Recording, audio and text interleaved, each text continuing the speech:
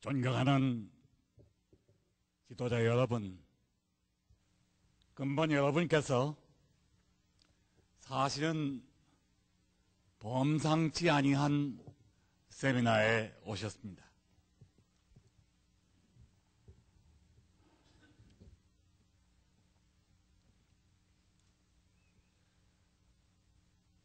제가 평화 통일 지도자 세미나에 동경에서 제 박100차에 처음 참석을 했습니다. 너무 감격스러워서 제가 이 후쿠오카로 따라와 가지고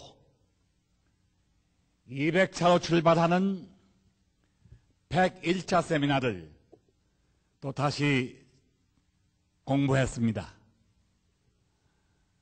그리고 오늘 이번에 여러분과 더불어 103차 세미나에 여러분의 동기생이 되었습니다. 여러분께 감사드립니다.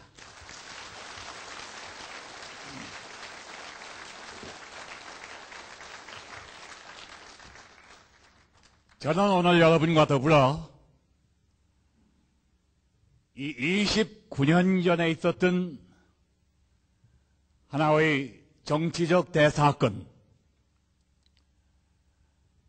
이 프레이저 위원장의 한국조사라고 하는 이 대사건을 맞이한 기록영화를 여러분과 더불어 우리 땅도 아닌 일본에서 관람할 수 있었다는 것 정말 감격스럽습니다. 그리고 모처럼 만에 또 보니까 저도 가슴이 울컥해서 눈물을 금할 길이 없었습니다. 여러분, 사실은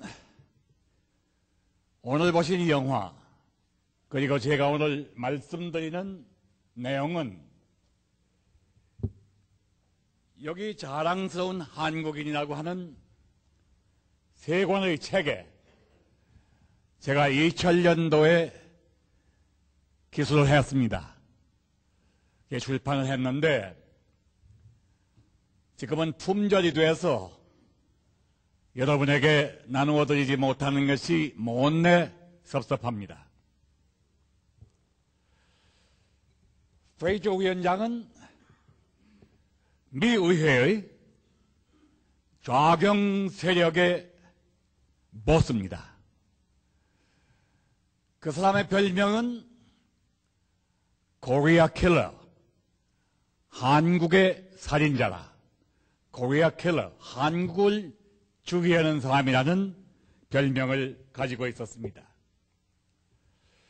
그때 미국 대통령은 카터 대통령이었어요. 그 카터 대통령은 한국에서 미군 철수를 주장하고 참 진보적 인권 정책으로 가지고 정말 반공 국가들을 괴롭혔던 사람입니다.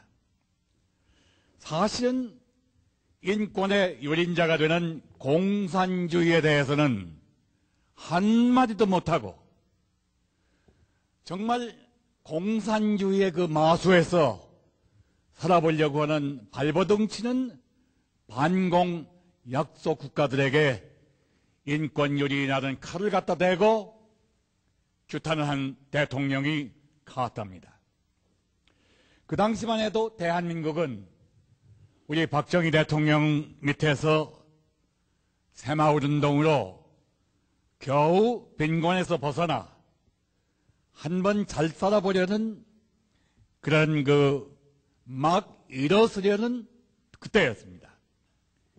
이때의 프레이저 위원장은 철저히 반공국가 대한민국을 독재와 인권유리라는 기치 아래 이를 붕괴시키려는 음모를 꾸미고 있었습니다.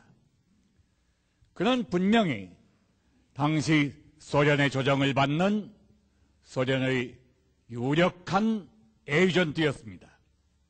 프레이저 위원장의 최종 목표는 박정희 대통령이요 대한민국 정부였습니다.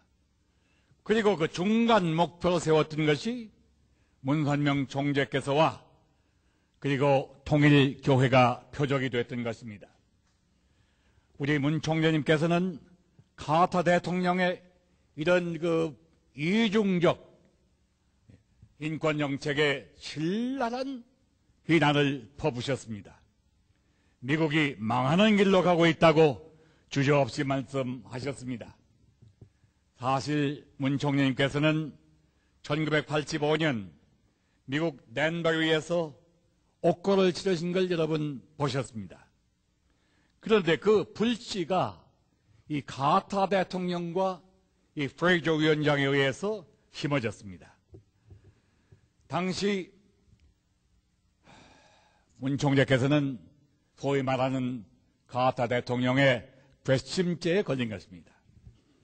당시 워싱턴 타임스의 1년에 생각해 보십시오. 수억 달러를 퍼부시는 그런 그 공산주의와의 그 결정적인 싸움을 세계적인 차원에서 이끌어 가시는 총재님을 2만 5천 달러, 2만 5천 달러가 돈입니까? 문 총재님께는 돈도 아닙니다. 워싱턴 타임에 수십억을 퍼부으셨어요. 그래서 사실 오늘날 공산주의의 해방을 가져오신 분입니다. 그분이 2만 5천 달러 탈세했다고 그걸 가지고 올개미를 씌워서 드디어 옥중까지 보냈습니다. 그러나 저는 그 기간 계속 총재님을 모셨습니다마는 한마디도 미국을 원망하시는 말씀을 하시지 아니하고 원소시하지 아니하시고 저희들이 분해하면 용서하라고 늘 가르치셨습니다. 그래 이 문선명 총재님을 사실은 프레이저 위원장이 국회에다 불러내고 싶은 건데요. 미국에서는 정교분리라는 그런 그 원칙이 있고 아무 죄도 없는 그때만 해도 아무 죄도 없는 문 총재님을 함부로 불러낼 수가 없어요. 그래서 한국 속담에 장수를 쏘기 전에 그 말을 쏴라. 근데 그 말이 접니다. 제가 또 말띠입니다. 8월 말띠예요. 그 모든 그 프레이저 위원장의 궁수들이 화를 저에게 겨눈 것입니다. 그런데 그러기 전에 프레이저 위원장은 한국 사람 몇 사람을 정원대 불러가지고 정언을 들었습니다.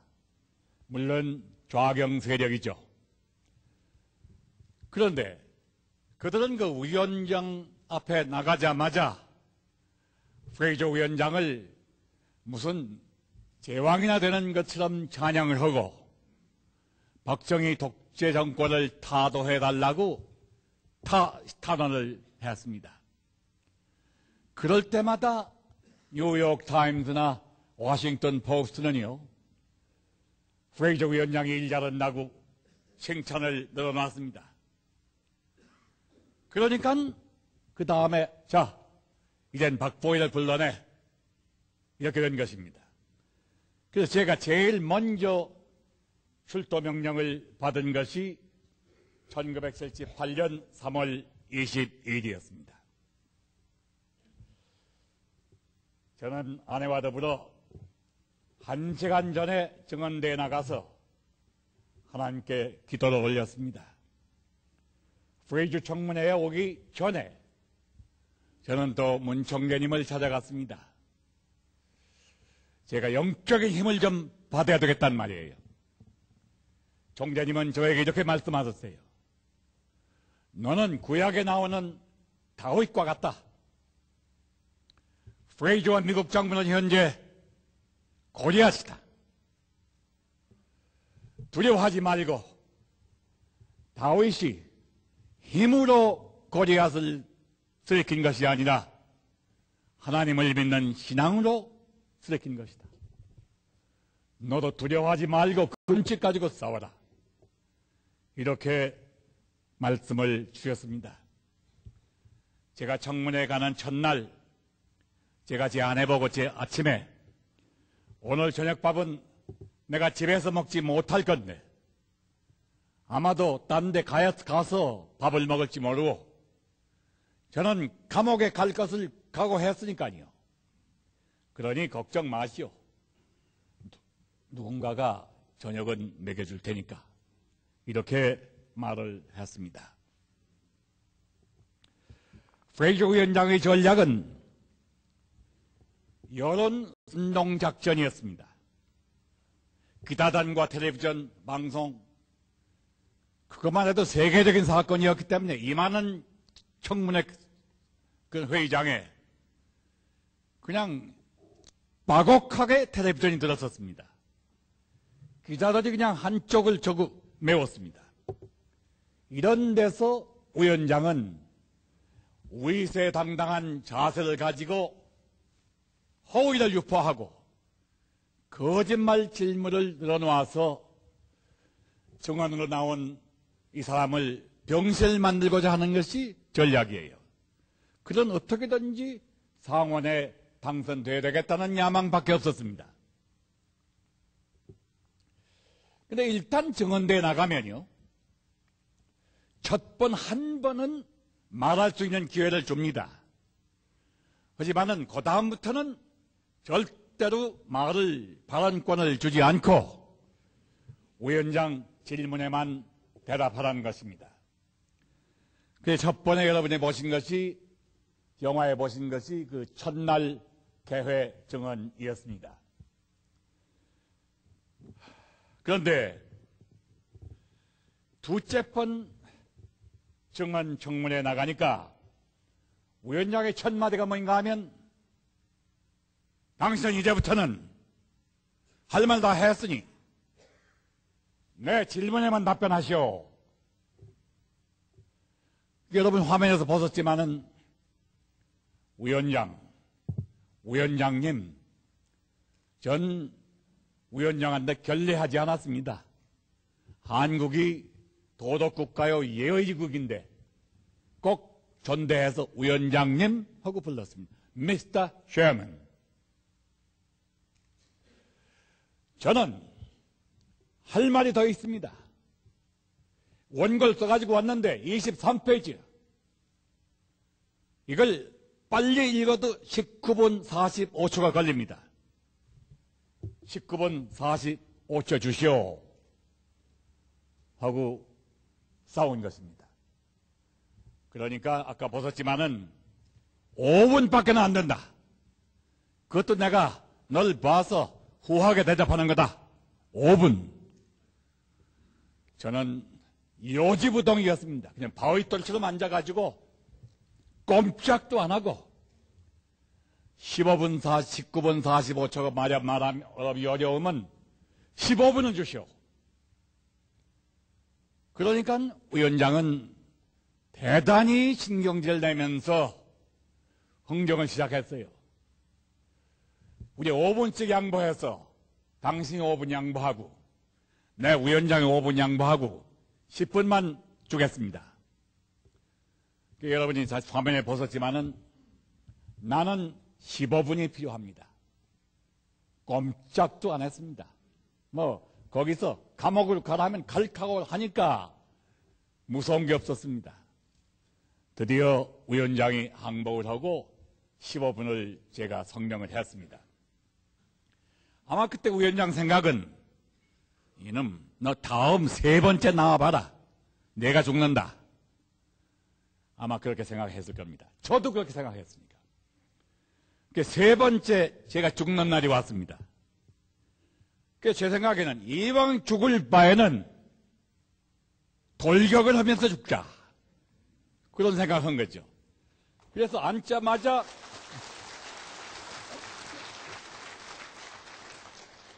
공격으로 나온 거예요. Mr. Chairman, 위원장님, 오늘로 내가 먼저 할 말을 하게 안 해주시면 나는 당신의 질문에 한마디도 대답 않겠습니다. 여러분, 그때 프레이저 위원장의 그 성난 모습을 한번 보여드리고 싶습니다. 뿌리도 쳐가지고는 여보, 뭐라고? 당신이 여기가 어딘지 아시오? 내가 누군지 알아? 내가 당신 감옥에 보낼 줄 몰라? 이래가면서 화를 내는데, 예, 저는 화를 낼수록 기뻐했습니다, 속으로. 왜냐하면 화를 내게 하는 게 제 전략이었어요. 그래가지고 정말 화가 나가지고 앞에 있는 커피잔을 집어 들어가지고 너 이놈의 자식 하고 집어 던지기를 바랬어요. 그래 그 커피잔이 옆으로 삐져나가면 제가 쫓아가서 맞으려고 그랬어요. 왜 그런가 하면 나는 미국 국회에서 사건을 일으킨다, 사건을. 그러려면 내가 피를 흘리든지 죽어 나라빠지면 그 이상 더 큰 사건이 없죠. 죽으면 또 순교고. 그런 각오였으니까. 말을 피만 흘리고 나가 떨어지지 않는다면 텔레비전 카메라가 그냥 제 얼굴에 전부 집중할 거 아니겠습니까? 그때 저는 요의주도하게 준비했어요. 미국 국민에게 호소해야 되겠다. 3분짜리 연설문을 따로 가지고 있었어. 왜냐하면 텔레비전이 그렇게 길게 방송 안 해주거든. 요점만 따가지고 억울하다. 대한민국을 이렇게 미국이 뒷박하기냐? 이 프레이저 위원장은 이건 영국 문제다. 그런 호소문을 딱 넣고 있었는데, 불행히도 그 커피 사인 날라오지 않더라고요. 그러나. 근데 그 대신, 프레이저 위원장이 얼마나 화를 내든지, 그 다음에는 씩씩거리면서 얼굴이 풀었다 하면서 이제 국회 모독죄라는 게 있습니다. 국회 모독죄. 하지만 위원장의 말을 안 들으면 국회를 모독한, 위원장을 모독한 게 아니라 미국의 국회를 모독한 거예요. 그럼 당장 그 감옥에 가야 됩니다. 그러니까 그 순간은 이제 국회 모독죄를 선고하려 하더라고요. 내가, 당신이 지금 미 국회를 모독했어. 그 다음에 이제 당신은 이제 모독죄를 내가 선포하는 그 순간인데, 여러분. 이렇게 많은 장중이 그냥 숨을 죽이고, 이제 무슨 사건이 벌어지나 하고 있는데, 전기가, 그 방향의 전기가 쌍 정전이 되는 거예요.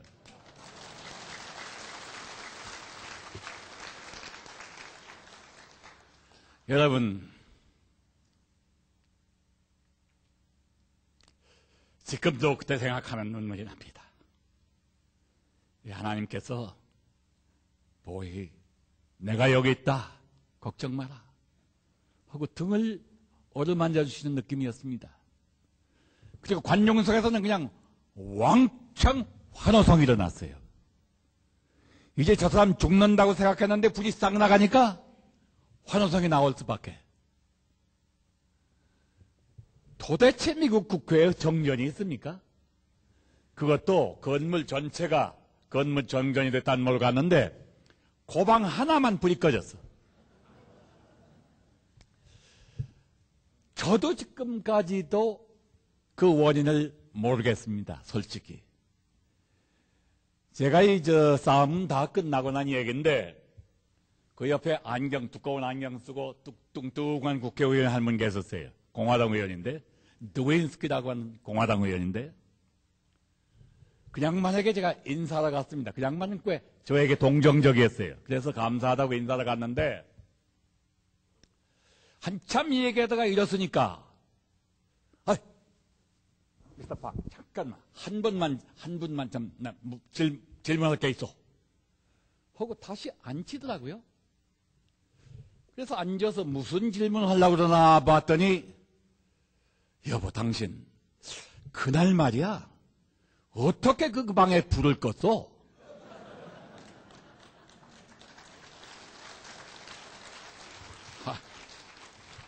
그 사람에게도 그게 너무도 신기했던 것 같아요. 예. 이건 기적 같은 얘기거든. 그 제가, 드윈스키 의원, 당신은 나의 친구고 내 편이었다고 생각을 해서 내가 죽을까봐 당신 뒤에 있는 스위치를 당신이 발로 건드려가지고 꺼준 줄 알았는데? 그러니까, 아니. 그건 아니요. 그렇다면 천사가 와서 불을 껐소이다. 왜 그런가 하면 아브라함 때부터 예수님 때까지 천사가 오르락나르락 했는데 오늘날 20세기라고 천사가 하나님의 종 노릇을 안 할 리가 있겠소? 나도 모르겠습니다. 솔직히 여러분께 고백해서 그불이 어떻게 꺼졌는지 지금도 모르겠습니다. 어쨌든 30초 후에 불이 들어왔는데 프레이저 위원장이 쑥스러운 목소리로 누가 위에서 간섭 좀 하시는 것 같은데 우리 좀 쉬었다 합시다. 15분 동안 휴회를 선언하고 나갑니다. 그래서 위기를 모면하고 30분 후에 다시 개회를 하여서 마지막 청문회 여러분 경청해 주셨습니다. 이렇게 세 번째까지 이제 이런 증언이 진행이 됐는데 여러분 저는 여기 대한민국의 운명이 걸려서 우리 통일교회의 운명만이 아니라 대한민국의 왜 프레이저 위원장은 상원 의원이 되면 대통령을 카터 대통령에 이어서 출마하려고 그랬어요. 만일 코리아 킬러 한국을 죽이려는 저런 사람이 미국의 대통령이 됐더라면 우리 대한민국이 어떻게 됐겠습니까? 그래서 저는 정말 필사적으로 이 싸움은 이겨야 되겠다. 또 하나의 전략을 짰어요. 그 전략이 무슨 전략인가 하면 기도 전략이에요. 여러분 미국 국회는요. 국회가 시작할 때마다 하원도 그렇고 상원도 그렇고 반드시 기도를 합니다. 목사가 나와가지고 셰플이 나와가지고 기도를 한다고요. 이게 미국의 전통이에요. 그걸 알고 있는 저인지라 제가 첫날 청문회가 끝났을 때 벌떡 일어서서 이렇게 말했습니다. 위원장께서 저에게 기도를 하게 해주세요. 당신도 기독교인이고 나도 기독교인이야. 그리고 미국의 국회는 시작할 때마다 기도를 하지 않습니까? 우리 청문회도 그 전통에 따라서 기도를 끝냅시다. 제가 기도해 주었습니까? 여러분, 이거 대단히 곤란한 요청입니다. 위원장이 기도하라 그러면 그 순간 주도권을 뺏기는 거예요. 제가 위원장이 되는 거예요, 잠시. 만일 기도를 하지 말라 그러면 그 기자들, 세계 기자들 앞에서 얼마나 위원장이 죄죄하고 초라하게 보이겠습니까? 역시 노련한 프레이저 위원장은 원하면 하시오. 그러더라고요. 그래서 마이크는 제 앞에 있으니까요. 마이크를 탁 뻗어들고 여러분, 우리 다 같이 기도하십시다. 그리고는 정말 좋은 목소리로 하늘에 계신 우리 아버지 그 이름을 거룩하게 하옵시고 나라의 임하옵시며 뜻이 하늘에서 이루어진 것 같이 땅 위에서도 이루어지이다. 이게 뭡니까? 주기도문 아닙니까? 성서에 예수님께서 가르쳐 주신 기도란 말이에요. 그래 누가 반대하겠어요? 그때 마지막에 가가지고 대개 나라와 권세와 영광이 영원토록 아버지와 함께 있사옵나이다. 아멘. 그러니까 거기 있는 청중에 우리 통일교인들도 많이 들어있단 말이에요. 그냥 큰 소리로 아멘. 그러니까 어떻게 되겠습니까? 위원장의 영 그 순간만은 제가 위원장이었습니다.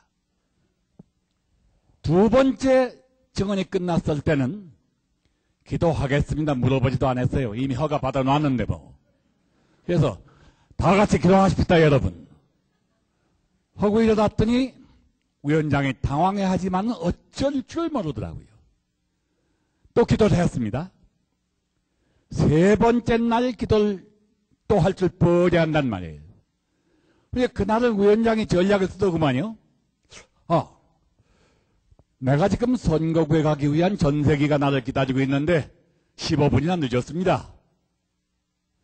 빨리 가야 되겠는데? 안 되겠는데? 일어서서 저 창문을 향해서 걸어가는데 그 거리가 이거보다 좀 멀었어요. 중앙에 앉아 있으니까. 그래서 제가 마이크가 참 좋은 친구였었습니다. 마이크가 내 앞에 있으니까 마이크를 잡고는 여러분, 우리 저 위원장님 지금 전세기 타고 요새 나가시는데 그 비행기가 떠가지고 추락하지 않도록 기도해 드립시다.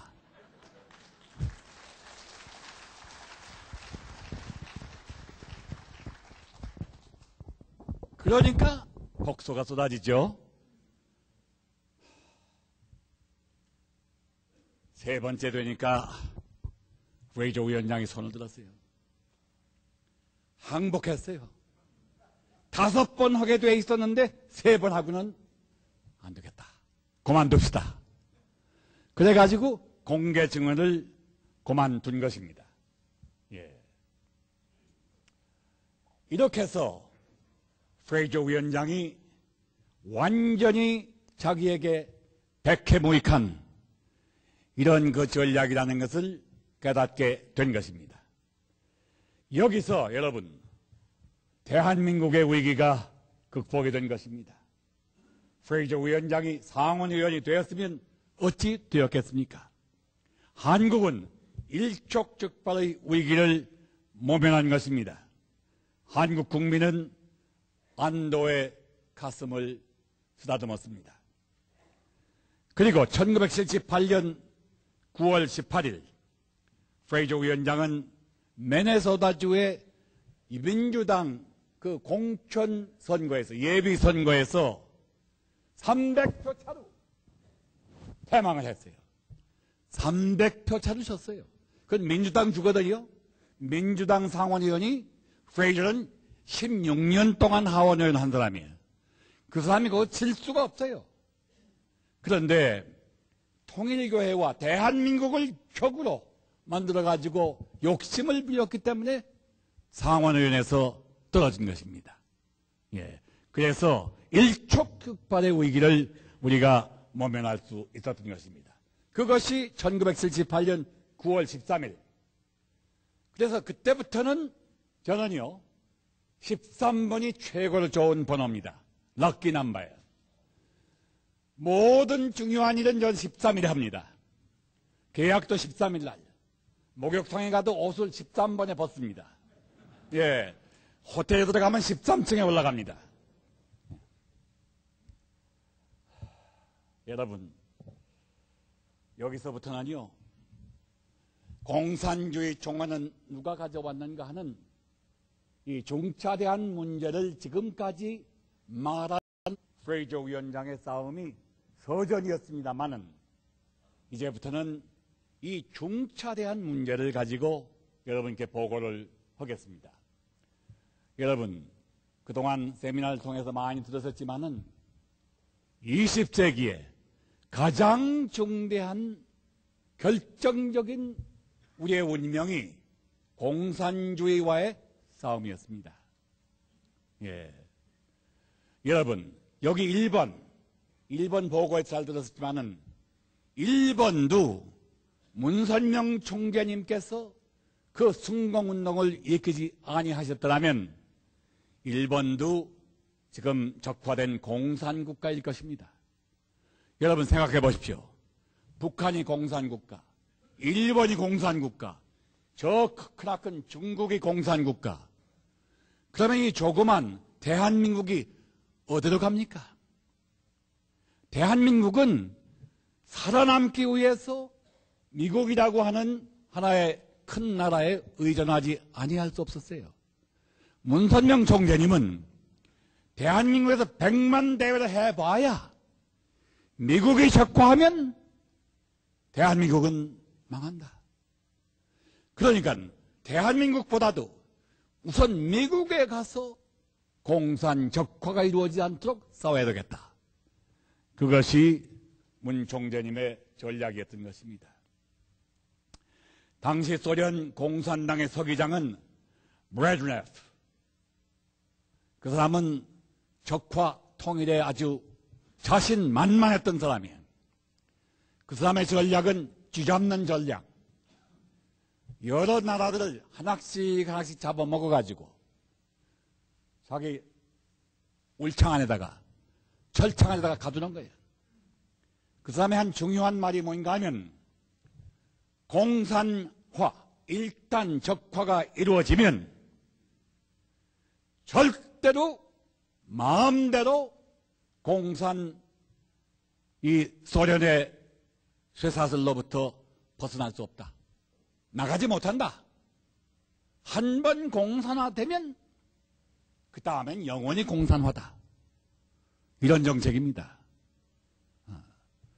내 것은 내 것이고 내 것도 내 것이다. 그래가지고 세계를 하나씩 긁어 모아가지고 붉은 빛깔을 세우는 것이에요. 정말 여러분 아시지만은 세계 3분의 2의 지도가 붉게 물들여졌습니다. 크레믈린 안에 공산당 서기장실 혹은 최고위원실은 큰 지도가 날마다 색칠을 더해갔습니다. 빨간색으로. 아프리카가 빨개갑니다. 중남미가 빨개졌습니다. 중동과 동남아시아가 빨개져 갔습니다. 세계 지도 3분의 2가 붉게졌습니다. 그리고 공산당 최고회의는 매일 축배를 들었어요. 그리고 미국의 목을 졸라매는 전략이 착착 진행되었습니다. 브레즈네프 전략은 카타 대통령을 결정적으로 재선시킨다. 무슨 일이 있더라도 카타를 재선시킨다. 카타만 재선되면 그 4년 임기 동안에 세계적화를 완수할 수 있다. 이렇게 세계가 변해가니까 미국의 여론이 양분화됐었습니다. 예. 여기 영어에 나와 있는 말씀이 뭔가 하면 제일 위에 있는 게 better dead than red.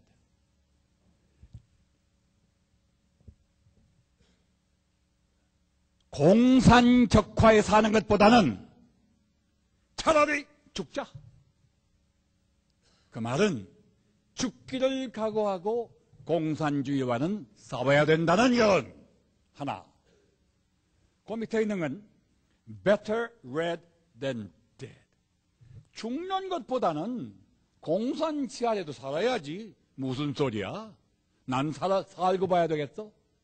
이게 용공 진보파. 그 미국 사람들이 미국도 이제는 위험하다 하는 걸 피부로 느끼게 됐으니까요. 그런 때가 있었습니다. 예. 문선명 총재께서는 미국에는 공산주의를 이길 사상이 없다. 반공으로는 못 이긴다. 세계 전쟁사를 볼 때에 방어전 가지고 승리한 전쟁이 있습니까? 승리하려면 공격입니다. 뭐 요즘 연개소문이나 요즘 한국 드라마에 나오는 연개소문 혹은 대조영 성을 공략합니다. 어쨌든 성을 뺏으려면 공격을 해야지 방어해가지고 이긴 예가 없어요. 방어는 시간만 버는 것이에요. 문 총리님께서는 공산주의와의 싸움은 God or no God. 이게 참 간단하면서 중요한 말씀입니다. 하나님이냐 하나님이 아니냐, 유신론이냐 무신론이냐, 이것이 결정한다고 말씀하신 거예요. 이것이 공산주의의 싸움의 전부다. 그들이 기기묘묘하게 자본론이라든지 변증법 유물론이라든지 여러 가지 복잡한 학자들이 그냥 홈박 속아 넘어갈 수 있는 그런 이론을 소위 말하는 공산주의 이론을 체계화했습니다만은 근본을 따지고 보면은 공산주의는 하나님이 없다. 자유세계는 하나님이 있다. 문선명 총재님은 하나님이 있다 없다가 최후 결판을 내는 것이다. 그런데 엄연히 하나님이 엄존하시는 것이 사실인데 어떻게 거짓말쟁이한테 우리 세계를 내줄 수가 있느냐, 이것입니다. 여러분, 결국 소신의 차이입니다. 그때만 하더라도 미국이나 자유세계는 하나님에 대한 철저한 소신이 없었던 것이에요. God or no God 잘 모르겠다. 어디 이기는 쪽에 붙어보자. 문선명 총재께서는 무슨 소리냐? 공산당은 하나님이 없다는 거짓말쟁이다. 어떻게 우리 세계를 공산당에게 내줄 수 있단 말이냐? 이것이 성공사상이었습니다. 핵심을 말씀드리면 바로 이거예요.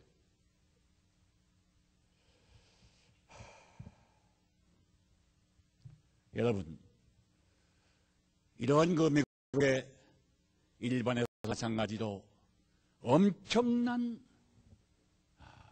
성공운동을 벌였겠지 않겠습니까? 제가 미국의 성공운동의 총책임자였었습니다. 그런데 미국이라는 나라가 얼마나 좌경되어 있었으면 그때만 하더라도 성공이라는 말을 받아들이지를 못해요. 반공이라는 말도 인기가 없어요. 거기다가 성공하니까 이게 무슨 뚱딴이 같은 소리야? 그래서 성공운동이라고 못했다니까요. 그래서 그것을 카우스타 운동이라고, 카우스타 운동. 카우스타는 서바나 말로, 미국도 말도 있지만은 카드라는 뜻인데 제일 원인, 하나님이라는 뜻입니다. 그러니까 좀 더 한 격이를 높여가지고 카우스타 운동, 하나님 운동으로 성공운동을 벌였던 것입니다. 하루는 문 총재께서 저를 부르셨습니다. 이번에 카타 대통령을 어떻게든지 낙선시켜야 되고, 그리고 레이간 후보를 반드시 당선시켜야만 미국도 살고 한국도 산다. 이게 전략이다. 이것은 하나님의 어명이시다. 그러지 아니하면 세계는 카타 대통령 재선되면 세계는 적화된다. 문 총재님도 그렇게 말씀하신 거예요. 그 박보희 요나 그 총재님한테 갔더니 레이간 공화당 대통령 후보를 좀 만나고 오라 그러시잖아요. 예, 제가 그때 뉴욕에 있는 워싱턴 타임 전에 뉴스월드라고 하는 일간지가 있었어요. 그 일간지의 사장을 하고 있었습니다.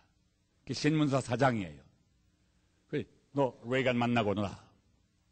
예. 그래 이제 그때 레이간 후보는 오하이오주에서 유세를 하고 계셨는데 제가 총장님께 여쭤봤죠. 가서 뭐이라고 그럽니까? 뭐이라고 제가 말씀을 드려야 되겠습니까? 문 총장님 대답이 아주 명쾌했었습니다. 당신은 미국의 40대 대통령으로 하나님이 이미 낙점을 했다. 결정을 했다고 말씀드려라.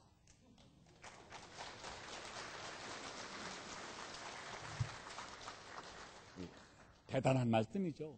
그때만 해도 레이간이 이기리라고 생각한 사람은 미국 안에서 한 사람도 없었습니다. 한 사람도. 왜냐하면 그가 원체 강한 성공주의자야. 반공주의자야. 그러다 보니까 반공이라는 말도 못 쓰게 하는 미국에서 성공이라는 말은 더군다나 내놓지도 못하는 그 나라에서 그가 인기가 있을 수가 있겠습니까? 레이간이 대통령 된다 소리는 아무도 어느 신문사도 한마디도 한 적이 없어요. 제가 명을 바꾸는 결심을 단단히 하고 갔습니다.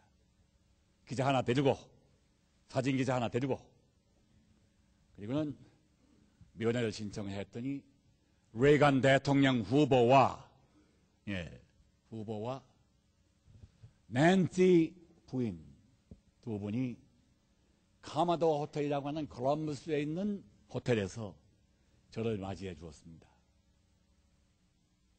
그러니까 저는 드러난짝 대통령 각하 당선을 축하드립니다.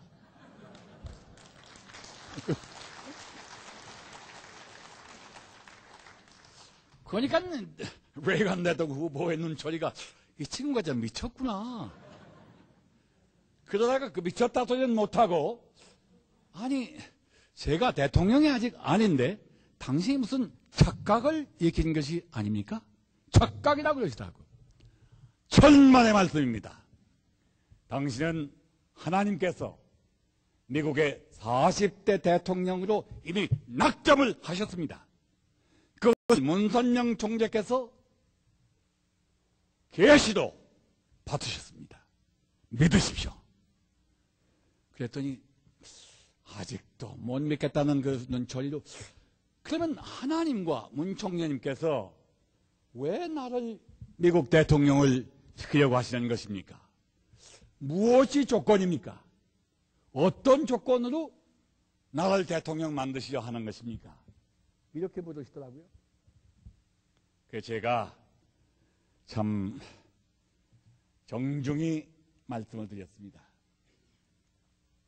조건은 아무것도 없습니다. 하나님과 문 총재님께서는 당신을 당선시켜 하나님과 인류의 원수 공산주의의 종언을 가져오려 하십니다. 이것이 당신의 사명입니다. 당신의 어깨 위에 세계 운명이 걸렸습니다. 이 결심만 있으시면 당신은 틀림없이 다음 대통령이 되십니다. 문선명 총재는 천기를 읽으시는 분입니다. 이 한 분의 지원은 천운을 가져옵니다. 이 천운을 가지시면 당신은 당선됩니다. 당신의 사명이 무엇인가를 생각하시고 선거운동을 해주시기 바랍니다. 이것이 당신을 대통령으로 만들려는 문 총재님과 하나님의 결의이십니다. 그랬더니 내 손을 덤쩍 잡으시면서 희생만면으로 나는 내가 대통령이 되어야 할 이유를 알았습니다. 나는 하나님의 도움이 필요합니다. 문 총재님의 기도를 부탁드립니다. 이렇게 말씀하셨습니다. 참 역사적인 순간이었습니다. 그래가지고 드디어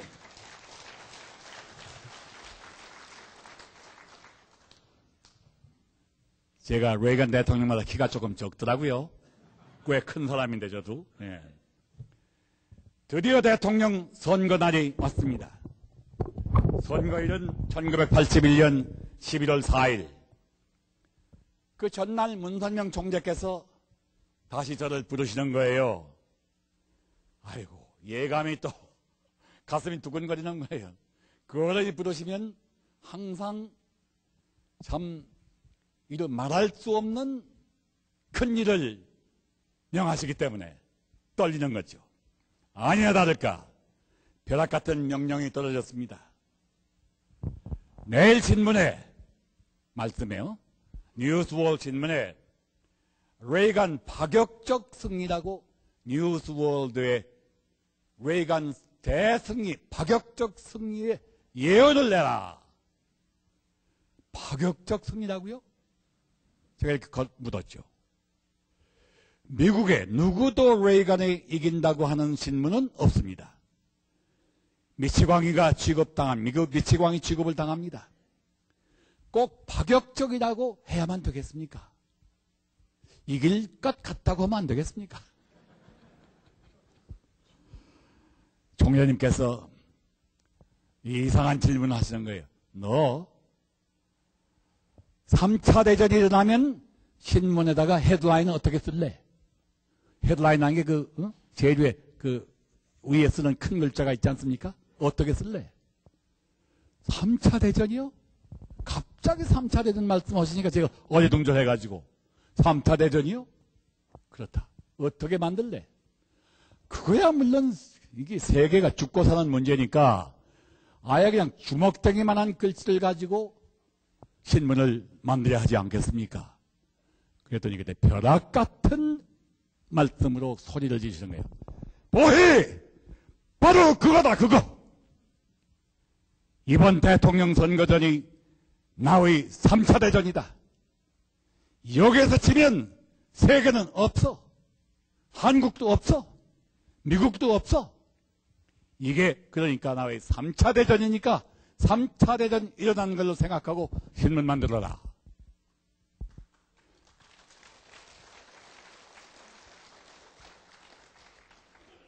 제가 더 할 말이 있겠습니까?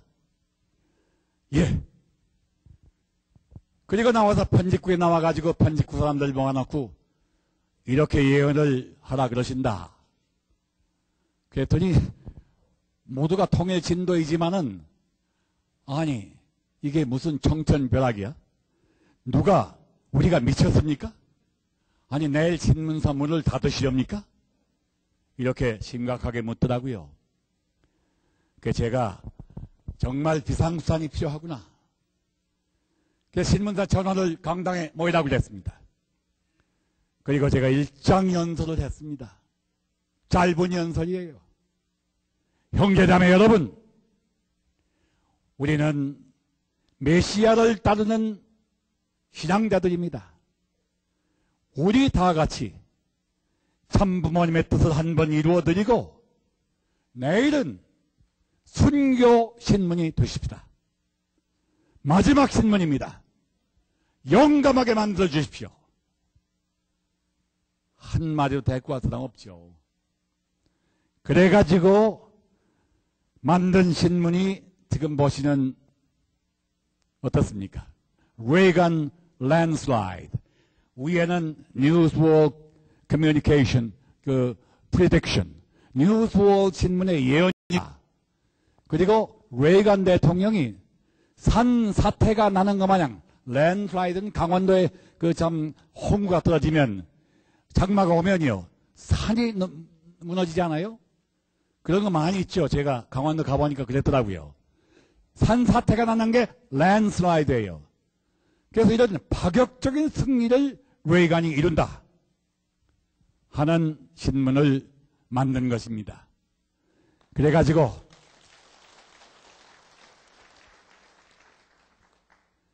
$100 그때 레이건 대통령 후보의 선거본부는 나성에 있었습니다. 로스앤젤레스에. 거기에 우리 정치부장이 가 있으니까 밤새 특별기로 신문 $100을 거기 보냈습니다. 그래서 우리 정치부장이 그 신문을 받아가지고 아침에 제일 먼저 레이건 대통령 후보한테 우리 이 신문을 내밀었습니다. 조반을 들고 계시던 레이건 대통령 후보가 깜짝 놀라더니 숟가락을 그 자리에서 놓고 이 신문을 받아들고 그냥 기자실을 뛰어가는 거예요. 기자들 앞에 이렇게 우리 신문을 들고 여러분 보십시오. 한마디 하니까 이게 예언이지만 그때 아직 투표가 안 된 때입니다. 투표가 동부에서는 진행되고 있었지만은 서부는 아직 출발도 안 한 때예요. 아침 8시예요.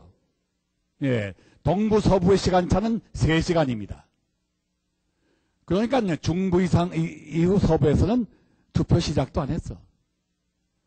그런데 기자들과 텔레비전이 이걸 전부 찍어가지고는 그 적시로 보도를 해버렸어요. 그 선거 날이니까 뭐 매사 보도하지 않겠습니까? 전국에 이 레이건이 이 신문 들고 있는 이 보도가 뜨니까 미국 사람들만 대혼란을 일으켰어. 아니 레이건이 벌써 이겼다고? 이겼다고 하는 소리는 이 레이건 랜슬라이드는 뚜렷이 보이는데 이게 뉴스월드의 예언이라고 하는 글자는 적어서 안 보이거든요. 그러니까 어떻게 잘못돼가지고 레이건이 벌써 이겼나? 아니 나 투표도 아직 안 했는데 이렇게 된 거예요. 사람의 심리라는 게 참 이상하죠. 미국도 그렇지만 한국도 사실 그렇죠. 사람은 누구나 이기는 편에 쓰고 싶은 겁니다. 이기는 사람 쪽에 줄을 대고 싶은 거예요. 미국 사람도 마찬가지예요. 뭐 정치적 뭘 한 자리를 바래서가 아니라 이기는 사람 쪽에 쓰고 싶은 게 사람의 심리야. 레이간이 이겼다 하는 이 소리가 그냥 전 미국에 참 팽배하니까 이왕이면 이기는 사람 찍어주자. 그래가지고 너도 나도 레이간을 찍은 거예요.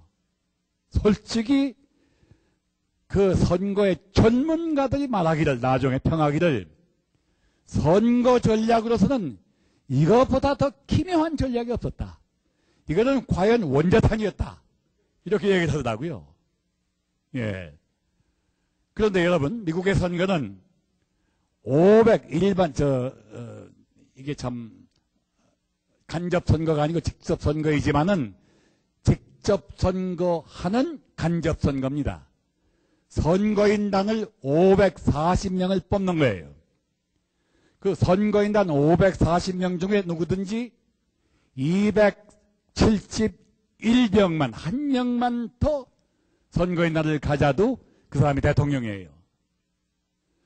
그런데 레이간이 이긴다는 사람 한 마디도 없었는데 이 해는 여러분 어떻게 됐는지 아세요? 540명 선거인단 중에 레이간 대통령 획득한 선거인단이 489명.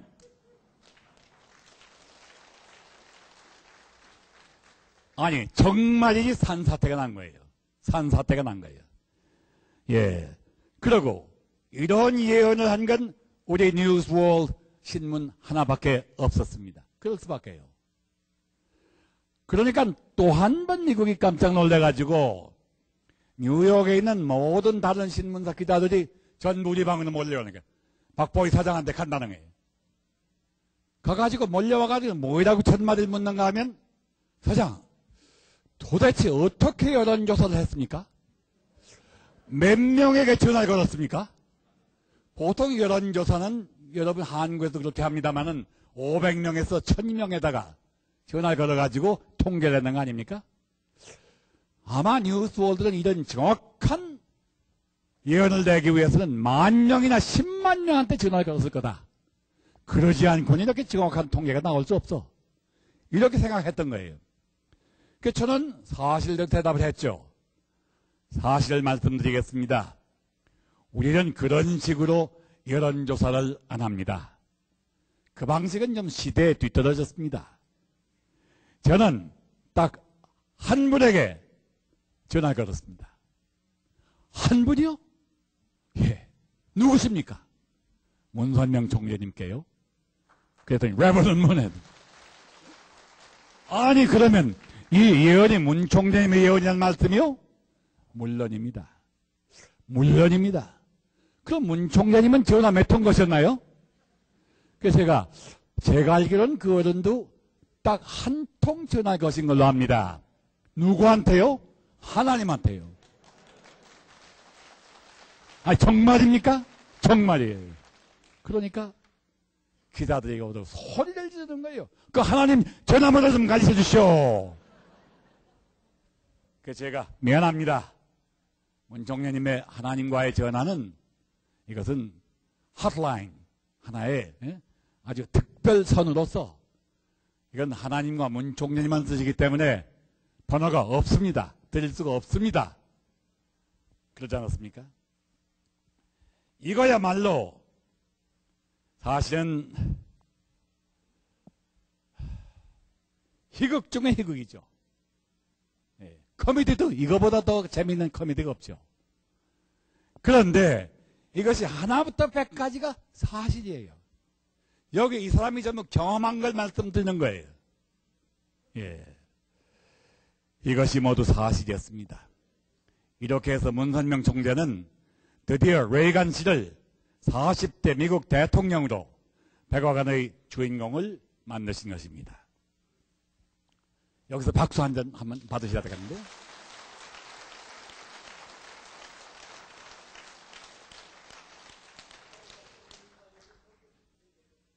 네? 선거법 위반이요? 아니, 선거법 선전하지 말라는 선거법이 있습니까? 신문 언론의 자유가 있고, 신문은 무슨, 이게 잘못한 게 있습니까? 예언하는데. 예언인데 왜 예언이 잘못입니까? 예? 하나님이 예언을 했든, 천 사람이 통계를 냈든, 예언은 예언입니다. 예. 그러니까 선거법 위반은 사실은 미국에서 뉴스월드는 이력 유명한 신문이 되고 말았습니다. 하지만은 대통령은 만들었으나 하나의 어려운 고민이 있었습니다. 그것은 레이건 대통령이 성공주의자이기 때문에 좌익 언론, 특히 보수 언론이 아닌 진보 언론은 누구도 상달 안 해주는 거예요. 지원을 안 하는 겁니다. 대통령이 고립무원이야, 고립무원. 특히 워싱턴에는 닉슨 대통령을 들이킨 워싱턴 포스트라고 하는 신문이 있습니다. 그 신문은 별명이 소련의 공산당 기관지예요. 송소련의 공산당 기관지가 러시아에 있는, 모스크바에 있는 그 프라우다라고 그럽니다. 그런데 워싱턴 포스트는 프라우다지의 미국판이다. 이걸 우리가 한 말이 아니에요. 이 정평이 그렇게 나와 있는 것입니다. 이런 신문이 워싱턴에 버티고 있는데 문선명 총재께서는 세계의 수도를 할 수 있는 여기 워싱턴에 용공신문 워싱턴 포스트를 놓고 그 신문의 독재하에 둘 수는 없다. 맞자면 세계 수도가 워싱턴 포스트에 좌우돼서는 안 된다 하시는 말씀이에요. 우리가 성공신문을 만들자. 이것이 1982년 정월 초하루, 우리가 하나님의 날을 기념하는 날 직전에서 말씀에 계셨습니다. 그리고 그날 제가 통역을 모시고 하고 있는데, 보희, 넌 내일 내가 뽑아주는 200명을 이끌고 당장 워싱턴으로 행군해라. 그리고 3월 1일까지 성공신문을 만들어내라. 정월 초하루부터 3월 1일까지는 2달밖에 안 남았어요. 어떻게 2달 동안에 그런 워싱턴 포스트와 대항할 수 있는 신문을 만들 수가 있겠습니까? 그러나 주사위는 이미 던져진 것입니다. 결사적이요 초인간적 노력으로 드디어 1982년 3월 1일에 지금 보시는 창간호 가판이 나왔습니다. 그리고 1981년 5월 17일에 본 창간호가 나왔습니다. 그래서 5월 17일이 워싱턴 타임즈의 창간 기념일입니다.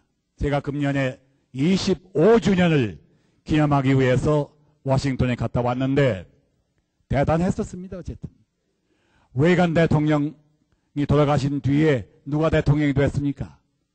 8년 동안 부통령을 했던 부시 아버지, 지금 대통령의 아버지가 대통령이 되지 않았습니까?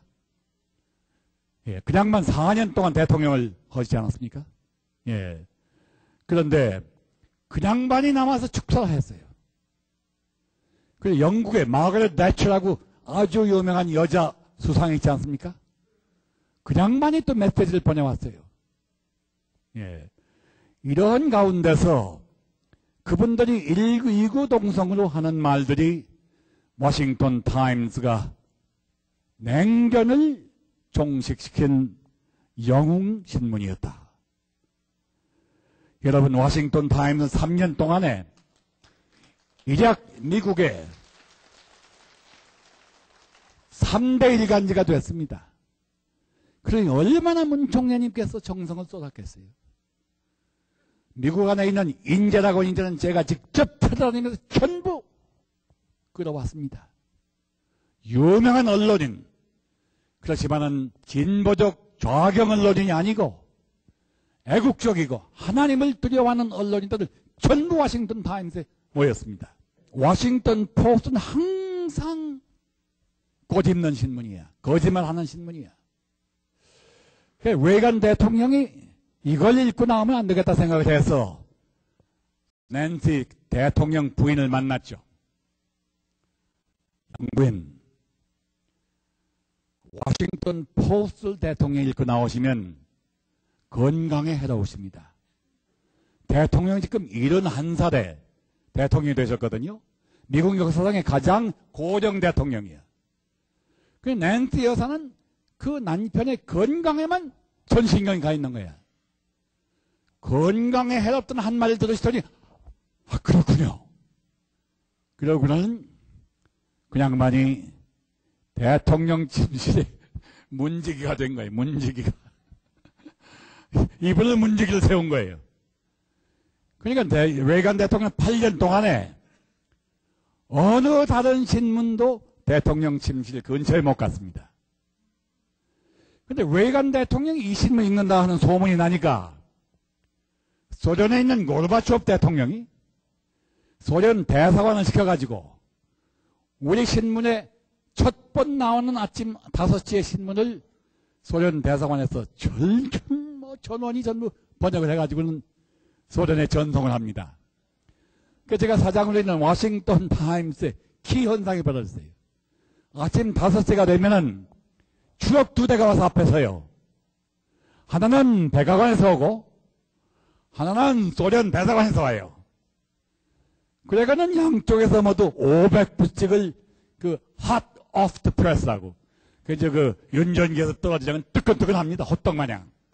이 뜨끈뜨끈한 신문 떨어지자마자 500부씩을 가지고 하나는 백악관으로 하나는 대사관으로 가는 겁니다. 이렇게 3년 안에 워싱턴 타임스는 미국의 정계를 주름잡는 신문이 된 것입니다. 자, 문 총재님의 성공 전략. 제1단계는 프레이조의 한국과 통일교회 말살운동을 승리하시는 것. 제2단계는 성공 대통령 레이건을 백악관에 보내는 것. 3단계는 워싱턴 타임스를 창간하는 것. 이제 4단계는 공산주의 종주국 소련을 해방하는 것이었습니다.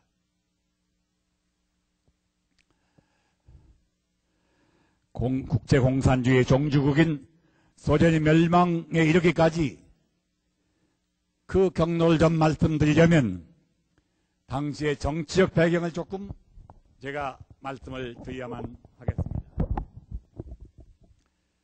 레이건 대통령께서 취임한 그 해가 1982년 미소 냉전이 아주 그냥 절정에 달했을 때입니다. 절정에. 그때는 이제 냉전이라는 결국 무장 정강 경쟁입니다.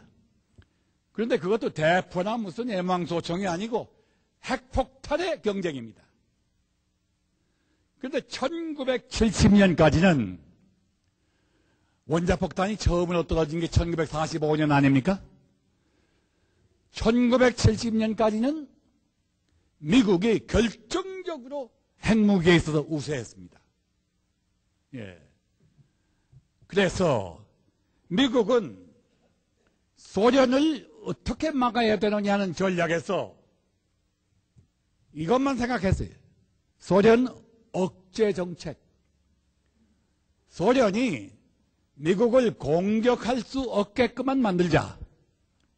이걸 영어로 deterrent policy라고 그래요. 이걸 좀 구체적으로 말씀드리면 MAD, MAD 전략이라고 그래요. MAD를 영어 단어로 보면 미친 짓, 미친 사람이라는 뜻입니다. 근데 여기는 MAD, Mutually Assured Destruction, 이 세 단어의 머리 문자입니다. MAD. 이게 무슨 뜻인가 하면은 Mutually, 상호, Assured, 확증, Destruction, 파괴. 그러면 상호 확증 파괴 전략이다. 아직도 여러분 머리에 얼른 들어오지 않을 것입니다. 이걸 설명하려면 요걸 아셔야 됩니다. 미국은 러시아, 소련을 절대로 선제 공격, 핵폭탄을 가지고 선제 공격을 생각은 하나도 없습니다. 절대로 인도주의적인 입장에서 핵 공격을 할 미국은 아니었습니다. 그러니까 first strike, 선제 공격은 미국은 어당이 얻어맞을 걸 각오한 거예요. 그리고 second strike라고요. 예. 이 보복 공격, 이거 second strike라고 그러는데, 보복 공격으로 왕창 소련을 때려가지고 소련이 절대로 선제 공격을 못하도록 하자. 이게 미국의 방어 전략이었습니다. 이걸 좀 알기 쉬운 용어로 말씀드리면 깡패 용어가 되겠습니다만 한번 보세요. 덤비지 마. 너 덤비기만 하면 내 손에 꼭 죽어. 알았어? 미국이 이 말을 한 거예요. 소련 보고 덤비지 마. 선제 공격하지 마. 하기만 하면 넌 꼭 죽어. 이게 바로 deterrent policy고 이게 바로 매드 전략이에요. 그런데 1970년까지는 이 전략이 먹혀 들어갔어요. 그런데 1983년이 되니까 미국의 대륙간 횡단 유도탄이 2145기, 소련은 ICBM 대륙 횡단 유도탄이 5678기. 소련은 어떻게든지 미국을 때려 부셔야겠단 말이에요. 그냥 무조건 핵무기를 만들어낸 거예요. 그것뿐만이 아니라 설상가상으로 수소폭탄을 소련이 만든 것입니다. 수소폭탄은 원자탄의 1000배입니다. 1000배. 원자폭탄은 킬로톤이라고 그러고 수소폭탄은 메가톤이라고 그래요. 1000배 파괴력이. 대한민국이나 일본은 수소폭탄 1발이면 끝납니다. 이걸 소련이 개발했어요. 거기에다가 또 다탄두 유도탄이라고 MIRV라고 합니다. MIRV를 소련이 개발했어요. 이건 뭐인가 하면은 대륙간 횡단 유도탄 1기에다가 탄두를 8개에서 10개를 실는 거예요. 한 발을 쏘면 원자탄 8발이나 수소탄 8발을 쏘는 우력을 발휘하는 거예요. 그게 전부 목표를 달리해가지고 잘못 떨어지면은 8개, 10군데에서 터지는 거예요. 그래, 이제 SS-18이라는 대륙간 횡단 유도탄이 있었는데, 이게 바로 이 다탄두 유도탄이야. 그것이 304기나 실전 배치했어요. 304기. 그러니까 이렇게 되니까 여러분, 아무리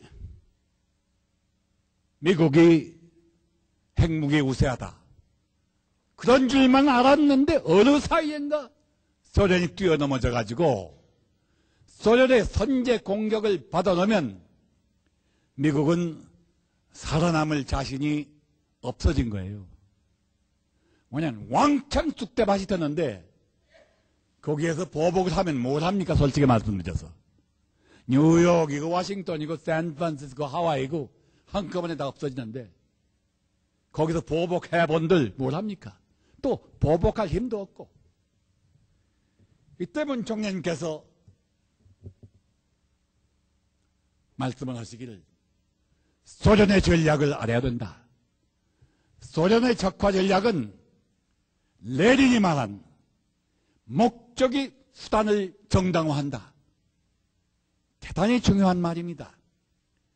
세계 적화라고 하는 목적을 세우면, 또 대한민국을 말하면 적화 통일이라고 하는 목표를 세우면 그 목표를 위해서는 어떤 수단 방법을 써도 그 방법은 선이라고 해요. 선이요. 정당화된단 말이에요.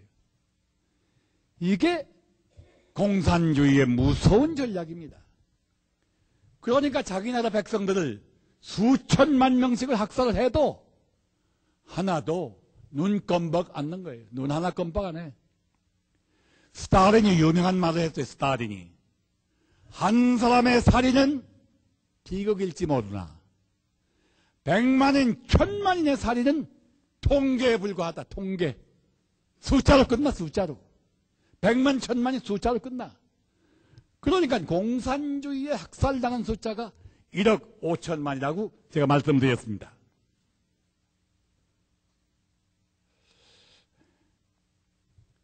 총재님께서는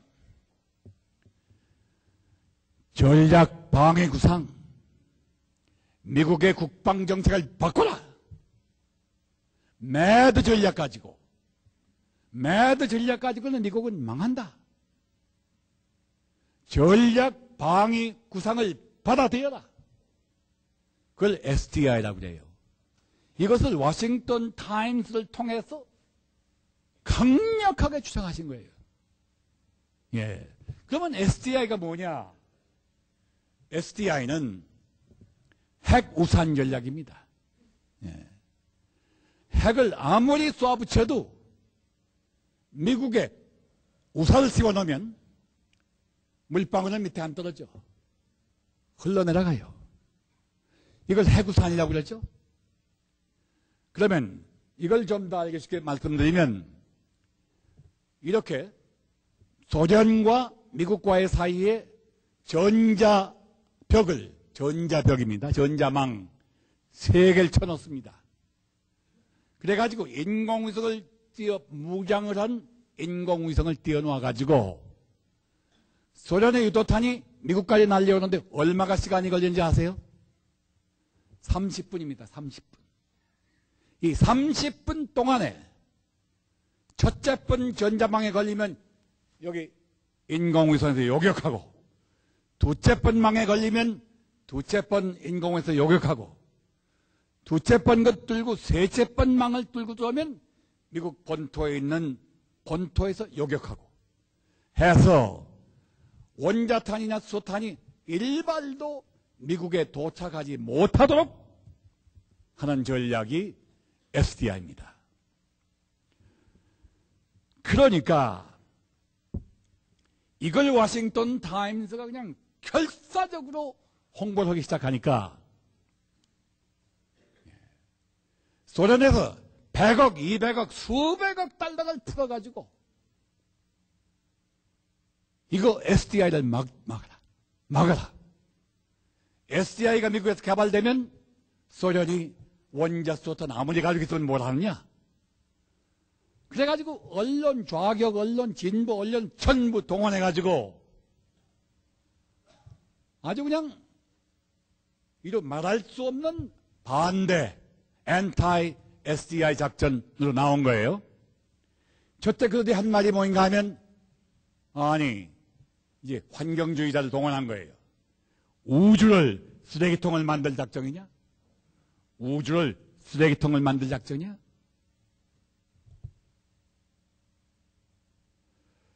또 미국에 그런 돈이 없어. 무슨 돈 가지고 이런 시설을 만들어? 셋째 번으로 그는 할리우드 영화에서 하는 스타워 같은 얘기지 정신이 올바르게 뺏긴 사람은 이런 소리 못해. 이래가지고 비웃은 것입니다. 그러면서 안 된다. 하지 말아라. 채택하지 말아라. 근데 문 총재님하고 워싱턴 타임스는 세계 운명이 걸려있기 때문에 그냥 결사적으로 항쟁을 한 것입니다. 그래가지고 드디어 승리를 한 것이에요. 1983년 3월 23일 레이간 대통령의 백악관에서 특별방송을 통해서 SDI 전략을 미국의 방위 전략으로 채택한다고 공식 선언을 한 것입니다.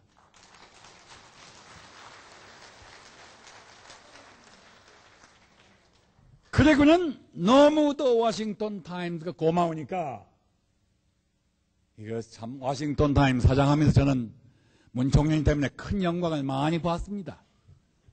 저걸 백악관에 부르는 거예요. 불러가지고 워싱턴 타임스가 아니었더라면 제가 마음 놓고 이런 승공 반공 전략을 펼 수가 없었습니다. 창시자 되시는 문선명 총재께 감사를 드려주십시오. 박수 안 주십니까 여기?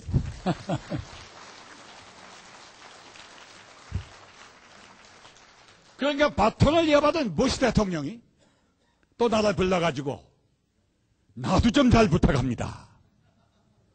물론입니다.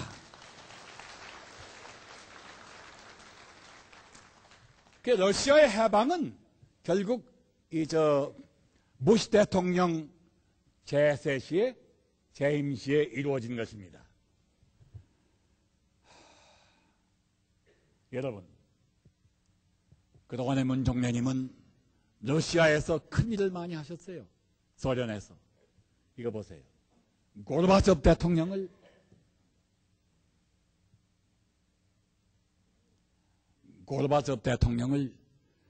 그 전승 시기에 러시아의 그 크레밀린 속에 들어가서 만나신 분은 문 총리님 한 분이십니다.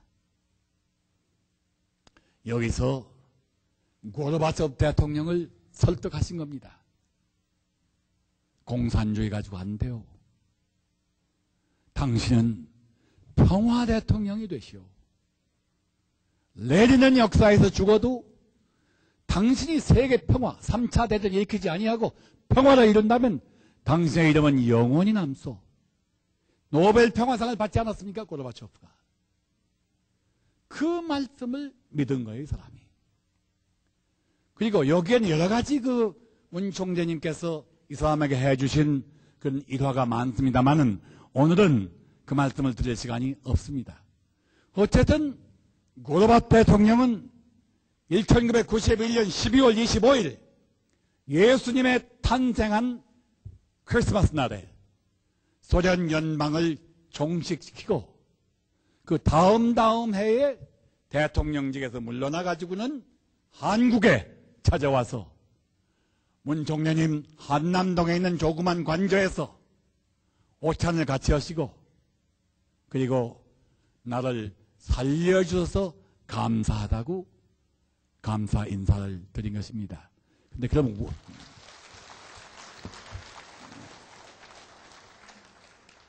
왜 그런 감사 인사를 했어야 되느냐? 그 일화는 어느 때가 제가 다시 한번 말씀드릴 때가 있을 것입니다. 한마디로 워싱턴 타임스의 위대한 공헌에 대한 한 분의 증언을 마지막으로 말씀을 드리겠습니다.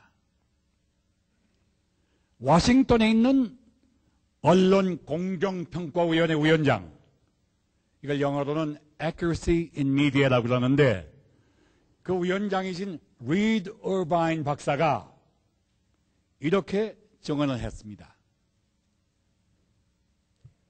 워싱턴 타임스가 없었더라면 이 세계가 어떻게 되었을까 생각하니 내 몸에 소름이 끼친다. 만일 레이건 대통령이 카터 대통령에게 패하고 있었더라면, 만일 문선명 선생께서 워싱턴 타임스를 창간하지 않으셨더라면, 그리고 만일 워싱턴 타임스가 SDI를 강력하게 지지하지 아니하였더라면 도대체 이 세계는 어찌 되었을까? 세계는 아마도 세계 격화가 이루어졌거나 인류가 핵전쟁으로 멸망하고 있었거나 둘 중에 하나였을 것이다. 둘 중에 하나였을 것이다. 그러나 그 어느 것도 택할 수 없는 양자택일 불가의 옵션입니다. 문선명 총재께서는 일촉즉발의 위기에서 세계를 구출하신 것이다. 세계 인류는 문 총재님께 모두 감사를 드려야 한다. 여러분, 문 총재님께서는 일촉즉발의 위기에서 세계를 구출하셨습니다. 그러나 문 총재님은 이렇게 말씀 안 하십니다. 인류 구원은 하나님의 섭리셨다. 내가 한 게 아니다. 하나님이 한 것이다.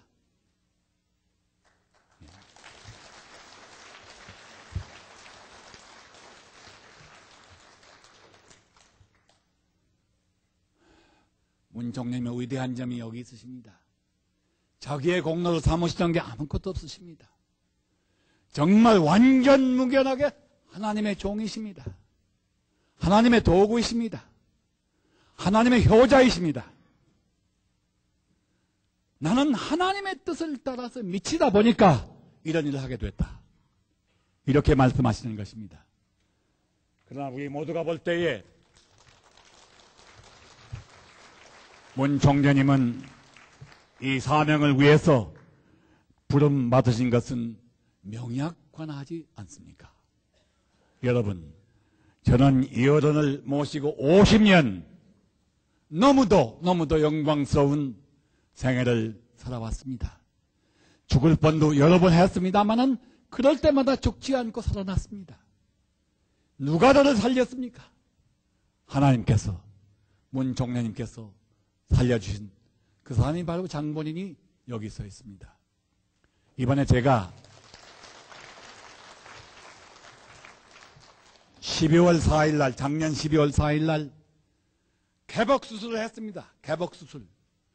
여기를 이렇게 40cm 배를 가르고 내장을 전부 끌어내놓고 그리고 대동맥에 이 부풀어 오르는 풍선점 부풀어 오르는 점이 있어가지고 그놈을 한 토막을 잘라내놓고 인공동맥을 이었어요.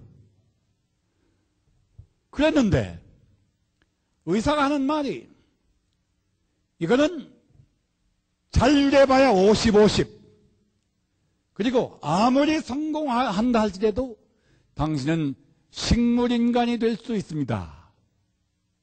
그랬던 수술이에요. 그런데 오늘 이 6월 19일 날 103차 평화대사 세미나에 와가지고 1시간 얘기해도 끄떡없어요.